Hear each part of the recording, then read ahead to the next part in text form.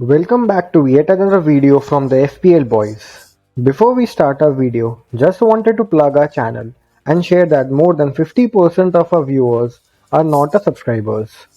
So if you are watching our video and like what you see or find it helpful, please subscribe to our channel and help us grow. It takes a lot of effort from us to dig these content out week in week out. Let us now move and see how the teams match up against each other this game week. Starting with the first fixture, that is Liverpool against Chelsea. Liverpool are second for expected goals this season while playing at home. They have created a ton of chances.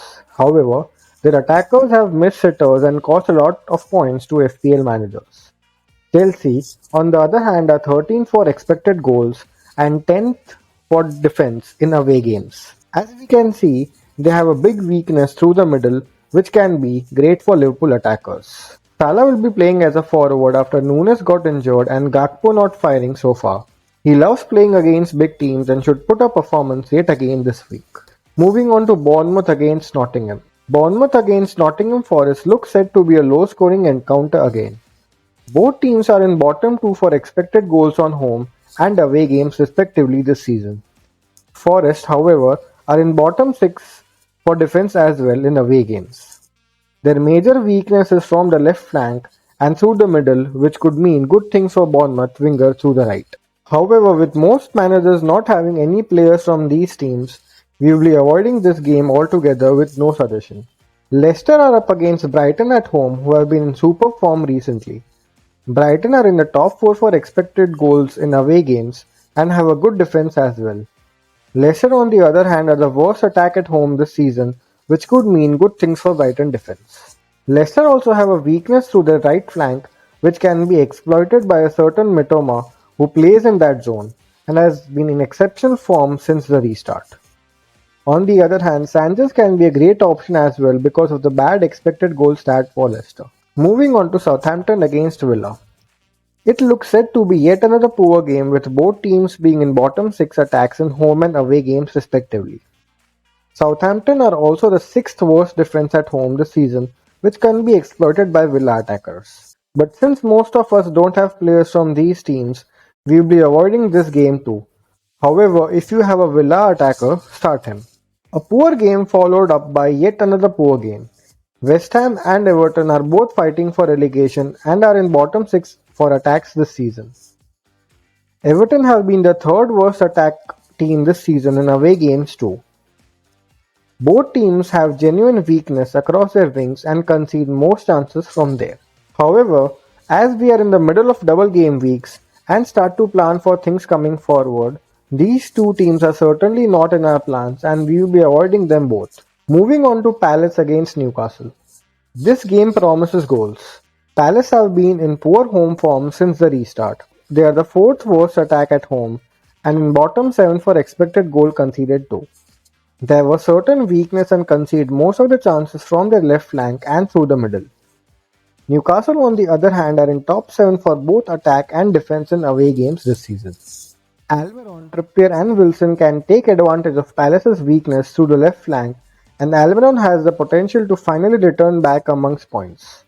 The MVP of the game doesn't require any selling points too. He is a great option this week. Any game that Leeds play, it promises a great attacking game, having goals and more goals. They are the 3rd worst defense at home this season and are in bottom 7 attacks too. Brentford on the other hand are in the top 8 attacks in away games. This could be a great game for Brentford attackers, especially for those who play through the right and centre. Brentford have a certain weakness through the middle as well, which could mean great things for Rodrigo, who is in good form and might also have a double game week in game week 22. Tony needs no introduction and can punish Leeds again like he did the last time he played against them. Brentford have a certain weakness through the middle as well, which could mean great things for Rodrigo, who is in good form and might also have a double game week in game week 22. Man City against Wolves has turned out to be a goal fest in last few games. City are in the top 3 for both expected goals and expected goals conceded in home games. Wolves on the other hand are the third worst attack in away games, which could be very good for City defense. The problem, however, is to predict a person called Pep and who he starts. A certain Erling Haaland would be itching to score and prove the doubters wrong along with KDB, who has a very good record at Etihad as well as against Wolves. Stones is back in full training and looks set to start hopefully. Arsenal against Manchester United is a very important game from the Premier League title perspective. United have been in great form and have been the only team to defeat Arsenal this season. Both have great stats in home and away games respectively and have a weakness through their wings. Rashford would like to continue his good run of form and score alongside Antony, who plays to the right for United. And Saka will be playing through the right for Arsenal, which is a big weakness for United and could look to pounce on opportunities in this game. However, we feel it is a defensive fixture which could end up being a low scoring encounter. The last game of the game week is Fulham against Spurs. Fulham are the worst defense at home and concede most of the chances through the middle. Spurs on the other hand have decent away stats but are in bad form. However, Kane has been the most consistent forward this season and can pounce on Fulham's weakness. He is a great captaincy shout as well this week. Let's talk about the most important decision in FPL, the captaincy. Haaland will again be our pick for captaincy this week. He's playing at home and will be hungry for goals. Couple of blank doesn't take anything away from him. The next one for captaincy is Harry Kane.